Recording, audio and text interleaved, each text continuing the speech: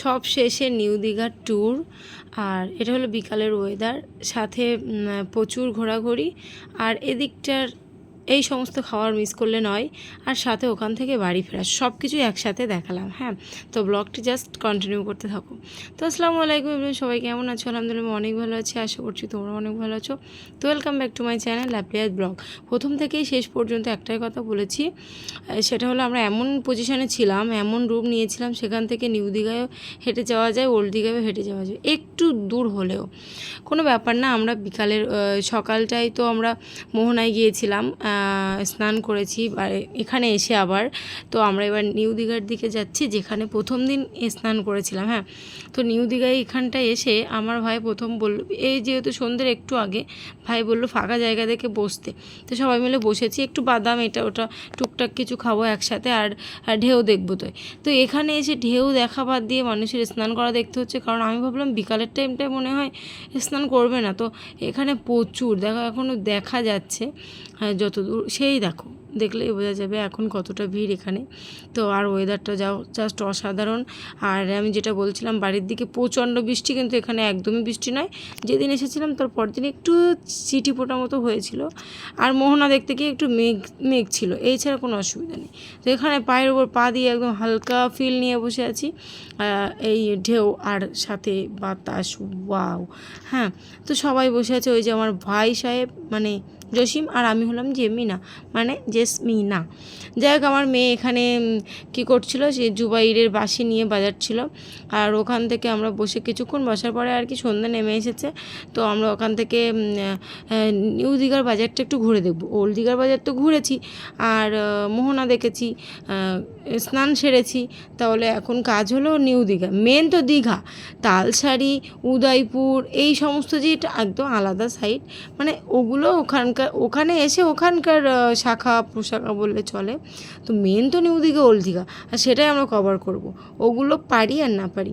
তো এখানে এই বেলুনের যে আইটেমটা ছিল, আমি দেখছিলাম আমাদের ওই দিকটায় কী হয়, বেলুন ফোটাতে পারলে 10টা কি 20টার আইটেম থাকে, তার মধ্যে 3টে 4টে না 5টা ফোটাতে পারলে একটা গিফট থাকে। এখানে কি 20টা ফোটালে 50 টাকা এরকম কিছু একটা নিবে, কিন্তু কোনো গিফট নেই। আমি বললাম রাখো তোমার 50 টাকা, চলে আসলাম। হ্যাঁ, তারপরে ওখান থেকে আমরা বলছি যাই হোক, কেনাকাটা করি বা না করি সেটা পরে হচ্ছে। মানে বিশেষ করে প্রথম যেটা বলছিলাম সেটা হলো, আমরা ওল্ড দীঘায় গিয়েছিলাম, আর সেখান থেকে তো প্রচুর কেনাকাটা করেছি, ব্লগও তোমরা দেখেছো। নিউ দীঘায় এসে সব কিছু সেমই মনে হচ্ছে, মানে সেমই, সব কিছুই সেম। এখানে একটু ব্যাগের কালেকশানটা বেশি, কিন্তু সেম। তো এখানে এসে একটু মাছ না খেলে হয় না। তো সামান্য এই মাছটার নাম কি আমি জানি না, এদের বাবাই বেশ বলতে পারবে, আর আমার ভাই। তো সেই কারণে এই মাছটা, আর এই দেখতে পাচ্ছি 2 থেকে 3টে হাত, এটা হলো আয়তের পাপা 1-2বার নিয়েছে, আমি একটু নিয়েছি, আমার ভাই একটু খেয়েছে, 3জন। আর নাফিসা ছিল বড় হয়ে, আমরা 4জন মিলে খেয়েছি। আর যে 6জন ছিল, কেউই কিন্তু রাজি নয় মাছ খেতে। তো আমরা এখানে মাছ ভাজার সিস্টেমটা দেখছিলাম, সাথে আমাদের জন্য একটা ফ্রাই হচ্ছিল, তাই জন্য এখানে ভিডিও চলছিল। আর এখানকার বিড়ালদের প্রচুর সুবিধা। হ্যাঁ, যাই হোক, এই যে কাঁকড়া, আমি এ নিয়ে একটা গল্প বলি। আয়তের পাপা আজকে থেকে না, অনেক দিন থেকে আমাকে বলে আমি কিন্তু কাঁকড়া খাবো সময় পেলে। কিন্তু আয়তের পাপা এখানে এসেছে, মানে 10 জনের মধ্যে যদি একজনও বলে যে না আমি খাবো, তাহলে একটু উৎসাহ হয় আয়তের পাপার। কিন্তু আমি নিজেও আয়তের পাপার বউ হয়ে বললো আমি খাবো না বিষয়টা, তাই আয়তের পাপার খেতে পারলো না, খুবই দুঃখজনক।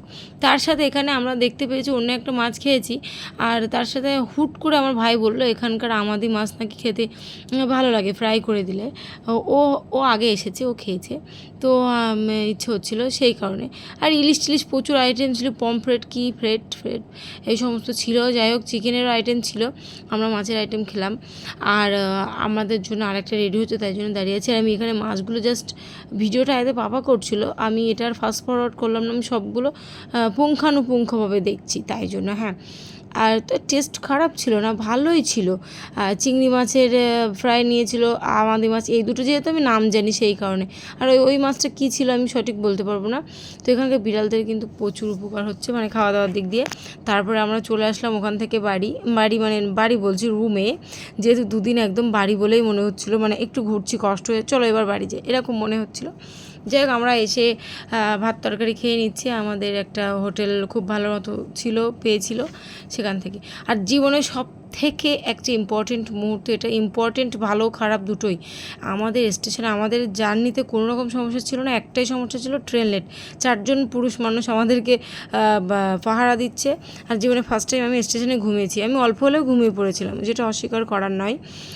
আমি ঘুমিয়েছি, বড় বোন ঘুমিয়েছে, আর 2-3টে বাচ্চা ঘুমিয়েছে, আর ওরা সব চেতনা ছিল। তারপরে কি হলো, যাই হোক, আমাদের ট্রেন ছিল প্রথমে 7:42, বললো সেই ট্রেন আসবে 12:05, আর লেট হয়ে সেই ট্রেন এসেছে 3:05। তাহলে কতটা লেট এবার ভেবে দেখো। যাই হোক, ট্রেনে উঠে পড়েছি, আর আমি তো হাই তুলছি, আমার কষ্ট হচ্ছে। যাই হোক, আমার আয়াত ওর মামার কাছে ছিল, ওর ঘুম ভেঙে গেছে, ঘুমিয়ে নিয়েছে। তো ট্রেনে যেটা বলছিলাম, সবাই ঘুমিয়েছে, শুধুমাত্র আমি আর আমার বড় বোন বাদে, আর সবাই ঘুমিয়েছে। তো সবাই ঘুমাচ্ছিল টুকটাক, আমি ফোন চার্জ দিয়ে মেয়েকে সামলিয়ে রেখেছিলাম। আয়াতের পাপা ট্রেনে তো ফুল দমে ঘুম মেরেছে, মানে 3টের পর থেকে সবাই ঘুমিয়েছে, আর সকাল 7টা বাজে, 4 ঘন্টা মতো সবাই। তাও আয়াতের পাপার এখনও ঘুম কাটেনি।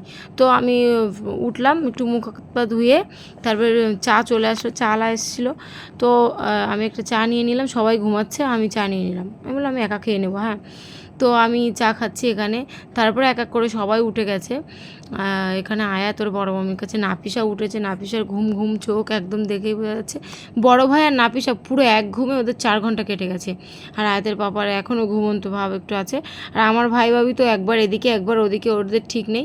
আর দুলাভাই, বড় দুলাভাই একদম ফুল দেবে। তাহলে বড় বোন আর আমার গন্ডগোল হয়েছে, হ্যাঁ, ঘুমের। তারপর আমরা ওখান থেকে শিয়ালদা আসলাম, শিয়ালদা থেকে না, ওখান থেকে হাওড়া এসে শিয়ালদায় চলে আসলাম বাসে করে।